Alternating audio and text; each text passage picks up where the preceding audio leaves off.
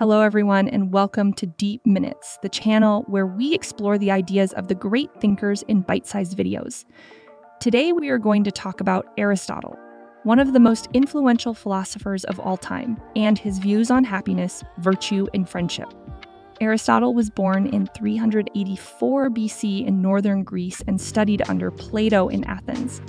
He later became the tutor of Alexander the Great and wrote extensively on various subjects, such as metaphysics, ethics, politics, biology, and logic. He's considered to be the founder of the field of virtue ethics, which focuses on the character and habits of the moral agent rather than the rules or consequences of actions.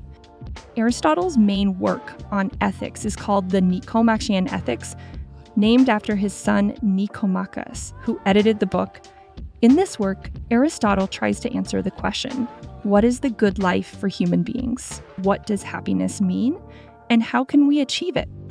For Aristotle, happiness is not a feeling or a state of mind, but an activity. It is not something that we have, but something that we do. Happiness is the activity of living well, according to our human nature and potential. Aristotle calls this activity eudaimonia, which is often translated as well-being, flourishing, or human excellence. But what does it mean to live well according to our human nature and potential? Aristotle thinks that the answer lies in the concept of virtue.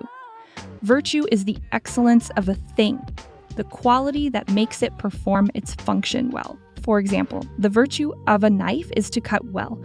The virtue of a horse is to run fast, and the virtue of an eye is to see clearly. Similarly, the virtue of a human being is to reason well, since reason is the distinctive feature of humans. Aristotle distinguishes between two kinds of virtue, moral and intellectual.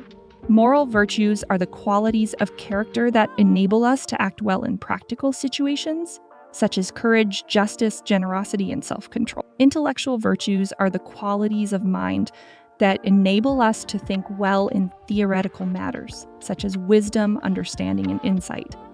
Both kinds of virtue are acquired by habit and practice, not by nature or instruction. We become virtuous by doing virtuous actions, just as we become musical by playing music or athletic by exercising.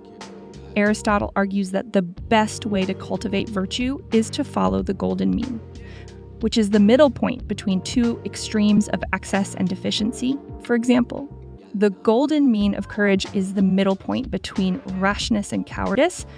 The golden mean of generosity is the middle point between wastefulness and stinginess. And the golden mean of self-control is the middle point between licentiousness and insensibility. The golden mean is not the same for everyone, but depends on the circumstances and the person. It is up to each individual to find the right balance for themselves, guided by practical wisdom, which is the ability to judge what is good and appropriate in each situation.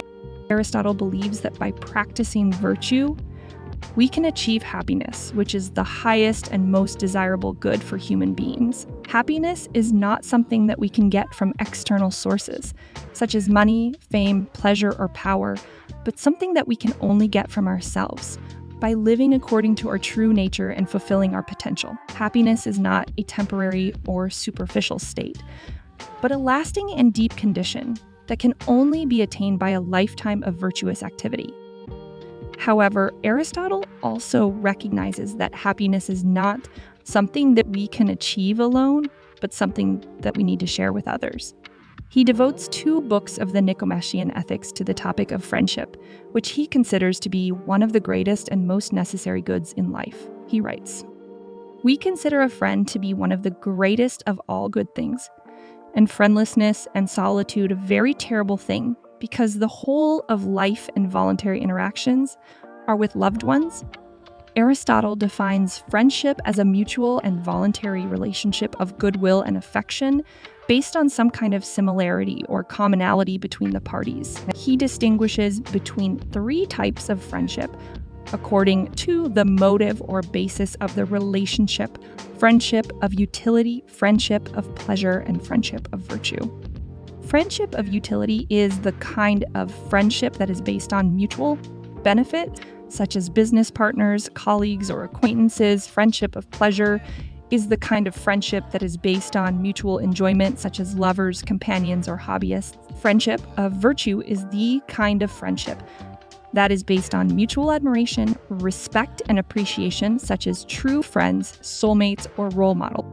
Aristotle argues that friendship of virtue is the highest and most perfect form of friendship because it is not motivated by self-interest or superficial attraction, but by the recognition and love of the goodness and excellence of the other person. Friendship of virtue is also the most stable and lasting form of friendship because it is not affected by changes in circumstances or preferences, but by the constant and consistent character of the virtuous person. A friendship of virtue is also the most rare and difficult form of friendship because it requires both parties to be virtuous, which is not a common or easy achievement. Aristotle claims that friendship of virtue is not only the best kind of friendship, but also the best way to practice and enhance virtue. He writes, "For the good are friends to each other for their own sake, and they are good in themselves, but such people are good both to themselves and to their friends, for the good are good to themselves and to each other." By being friends with virtuous people, we can learn from their example, receive their advice, support their actions, and share their joys and sorrows. By being virtuous to our friends, we can exercise our moral and intellectual abilities, express our goodwill and affection, and contribute to their happiness and well-being. By engaging in virtuous friendship, we can achieve the highest level of human excellence and happiness, which is the ultimate goal of life. Aristotle's theory of happiness. Virtue in friendship has inspired and influenced many thinkers throughout history and still offers valuable insights and guidance for us today. By following his advice, we can strive to live well, act well and think well, and to cultivate and cherish the relationships that enrich and fulfill our lives. Thank you for watching this video, and I hope you enjoyed it. If you did, please like, share, and subscribe to Deep Minutes, and don't forget to hit the bell icon to get notified of our new videos. Also, feel free to leave your comments and questions below, and let us know what topics you would like us to cover next. Until then, stay curious and keep going deep in philosophy.